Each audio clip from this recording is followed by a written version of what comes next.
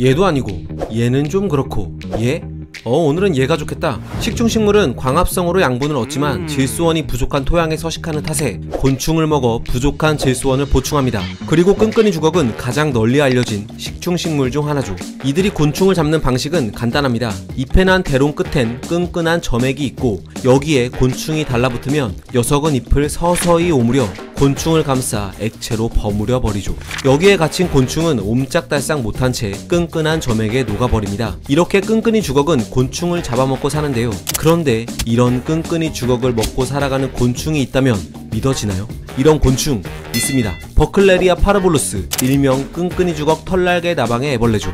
남들은 식충식물을 피하려고 난리인데 이 애벌레는 어떻게 끈끈이 주걱에 포획되지 않고 심지어 이들을 먹고 살기까지 하는 걸까요? 식충식물을 먹는 식충에 대한 이야기 지금 시작합니다. 1965년 곤충학자 토머스 아이스너는 플로리다의 호숫가 근처에서 끈끈이 주걱을 연구하던 중 이상한 점 하나를 발견합니다. 자고 일어나니 점액이 달린 잎의 대롱 몇 개가 감쪽같이 사라져 버렸기 때문이죠. 혹시 어떤 놈이 먹은 건가? 라고 추측한 그는 어두운 곳으로 끈끈이 주걱을 옮겨 관찰합니다. 그리고 그의 추측대로 몇 시간 지나지 않아 굶주린 6마리의 애벌레가 나타나 끈끈이 주걱의 잎을 향해 스멀스멀 기어 올라가기 시작했죠.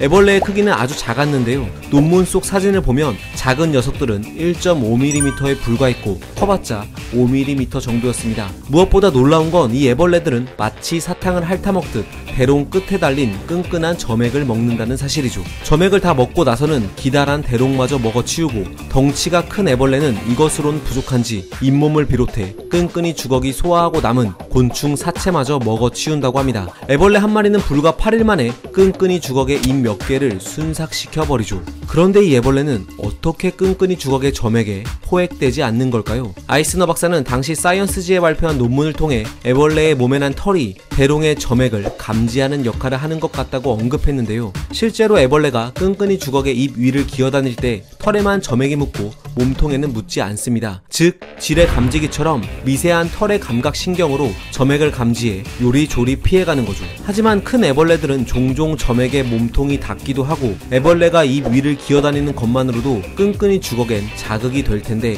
이 상황에서 잎이 오므라들지 않는 이유는 여전히 미스테리로 남아있습니다. 다만 2009년 생물학자인 데보라 매튜스는 이 애벌레의 털에서 점액질이 분비된다는 사실을 발견했는데 어쩌면 이 점액질이 끈끈이 주걱의 반응을 막는 역할을 할 수 있다고 조심스레 추측해볼 수는 있죠. 다시 본론으로 돌아와서 끈끈이 주걱을 배불리 먹은 애벌레들은 줄기를 타고 기어 올라가 끈끈이 주걱의 꽃봉오리까지 먹은 후 이곳에서 이렇게 번데기가 되고 열흘 정도 지나면 나방 성충이 됩니다. 아이스너 박사는 끈끈이 주걱을 삶의 터전으로 삼는 이 나방의 라이프 사이클은 먹이를 확보하는 것과 동시에 끈끈이 주걱의 보호도 받을 수 있어 생존에 유리한 고지를 선점할 수 있게 도와준다고 주장했죠. 그러나 끈끈이 주걱을 방패막이로 삼는 이 나방에게도 천적은 있습니다. 기생말벌이 바로 그 주인공이죠. 코테시아 속에 속하는 이 기생말벌은 애벌레를 쿡 찔러 자신의 알을 낳는데 이때 자신의 몸에 공생하는 바이러스도 함께 주입합니다. 애벌레에 들어간 알은 유충으로 자라나고 이 유충은 테라토사이트라는 일종의 거대한 기형세포를 만드는데 이 기형세포와 바이러스는 나방 애벌레의 면역 반응을 무너뜨리고 성장을 방해하는 물질을 내뿜죠. 알 하나당 주입되는 바이러스의 양은 고작 0.1 나노그램에 불과하지만 이 적은 양의 바이러스 때문에 나방의 애벌레는 저항 한번 하지 못한 채 기생말벌의 유충에게 점령당하고 하얀 고치가 되고 맙니다. 그리고 말벌의 유충은 애벌레 몸 안을 파먹은 후